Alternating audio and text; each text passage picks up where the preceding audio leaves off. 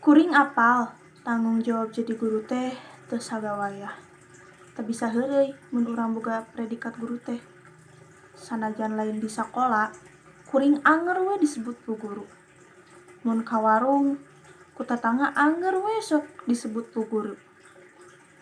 Apal kuring ge, yen guru teh pahlawan cenah mah. Pahlawan tanpa tanda jasa. Tapi naha ongkoh kuring teh pahlawan, tapi da kanyeri jeung beban jadi guru teh kacida peurihna, kacida hesena. Komo di zaman kiwari mah nyang hareupan budak ayeuna nu mental jeung karakterna geus kabawakeun ku pengaruh globalisasi. Geus luntur tah etika tata krama nu dicenah di junjung luhur.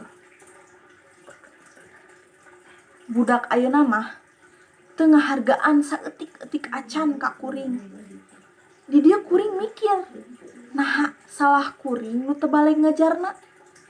Atawa emang budak-budakna nu geus teu apal naon nu ngaranna sopan santun teh.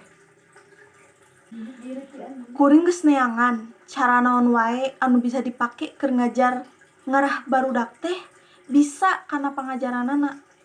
Tapi naha geuning? Budakna mah kalah jongjon we nyo HP, ngobrol jeung babaturanna, ngadengikeun lalaguan. Aya waktuna ditanya, ngaharuleng, teu apal naon-naon acan nu geus diajarkeun. Kolotna protes ka kuring. Pajar cenah kuring teu baleg ngajarna. Ieu teh heueuh kuring teu baleg atawa budak manehna nu salah nu geus teu bisa ngahargaan guruna sorangan.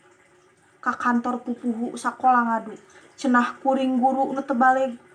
Astagfirullahalazim. Gusti nu Maha Uninga. Kudu kumaha kuring ngahareupan nu kitu? Pantes kitu kuring teh disebut pahlawan. Mun jiga kieu wae iwal ti sabar jeung sabar nu bisa nyemangatan diri ieu. Kuring ngerasa salah, tapi kuring teh geus usaha ngarubah ngadidik barudak yen bisa apal deui kanu ngaranna etika. Tapi untungna aya keneh hiji dua budak anu bisa jadi semangat kuring dina ngajar ieu budak nu dididik ku kolotna. Budak nu ngarti kana etika nu nyieun diri ieu semangat.